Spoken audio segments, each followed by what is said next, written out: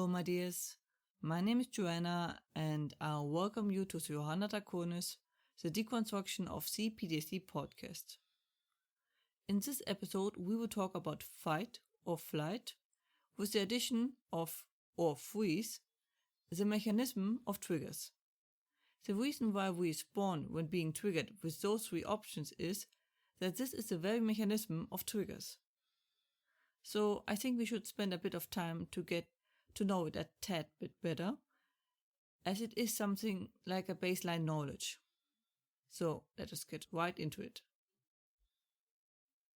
We had briefly touched on this before, but I really want to emphasize on this as it is one of the basics for understanding triggers.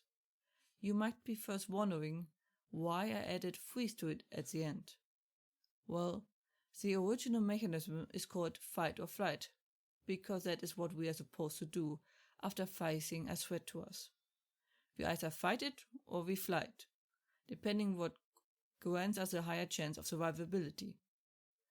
For that, the brain unleashes immense amounts of adrenaline, so we have the best shot at any of those two options. But what if we don't make a decision? If we can't decide to flee or fight? Well, then we freeze.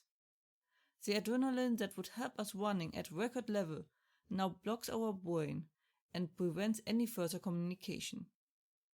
And that leads us being unable to think, move, or do anything really. So let us first cover the base model of this mechanism and then how it relates to triggers. So, what is the base model? The mechanism is one from old times, when we faced off against beasts on quite a regular basis, and the environment was a lot more lethal to us. The tiger is a classic example for this. So, realistically a rather unrealistic one, but one of the best to use for explanations, because it is a predator jumper. That means you wouldn't see the whole tiger until it was way too late. But small signs, like his fur, movement in the bushes, his breathing, his teeth, the legs, the heaviness of the creature, and so on. Either of these things would cause the brain to expect an attack of that creature at any moment and begin sending out adrenaline. It causes to fight stronger, run faster, ignore pain or injuries, and so on. So when the creature attacks, we can escape or fight it for our life. Our brain applies the same thing to anything that poses a potential threat to our well-being. The thing is, it is still attuned to nature and doesn't get specific connections, especially if they are abstract ones. Despite that, it is still a solid mechanism that can keep you alive despite all odds. So, what has this to do with triggers? You might have already guessed that it is the same structure, because a trigger is exactly that. It is a fight or flight mechanism gone wrong. Very wrong sometimes.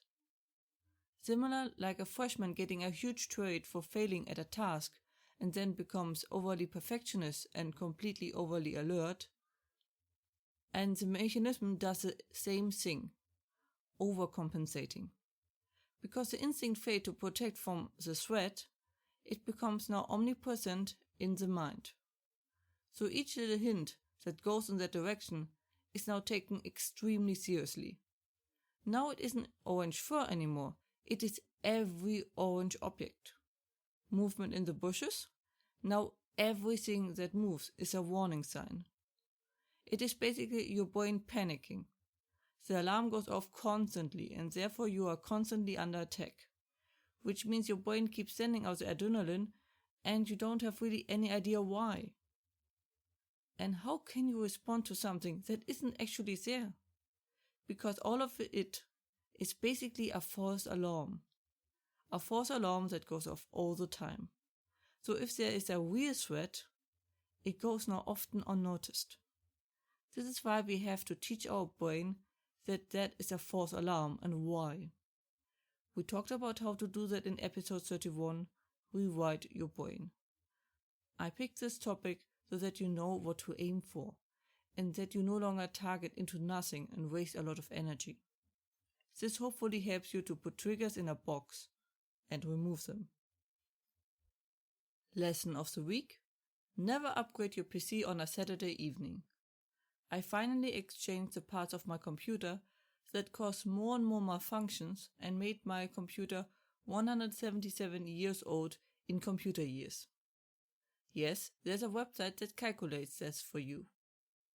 But during the exchange, a 5-cent piece of plastic of my CPU cooler broke, and now I couldn't attach it. The rest seems to work fine, but my fan isn't. Luckily, I could order a new one, as the old one was thought back then to be a placeholder.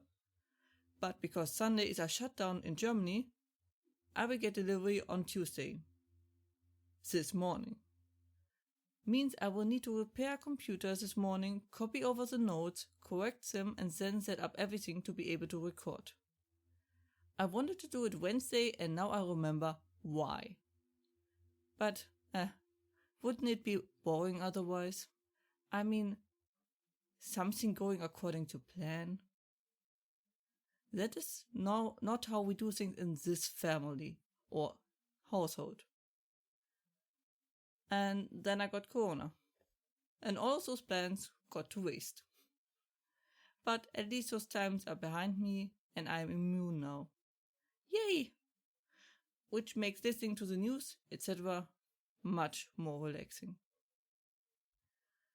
That was it for today's episode. Finally back. I really miss doing this. I hope you liked this episode and that it helped to demystify the triggers. If you have any questions or feedback and the like, please let me know at contactme@johannatakonis.com. More information and transcripts you can find, as usually, under johannatakonis.com/podcast. And links are in the description. I hope to see you next time. Watch yourselves and have a wonderful time.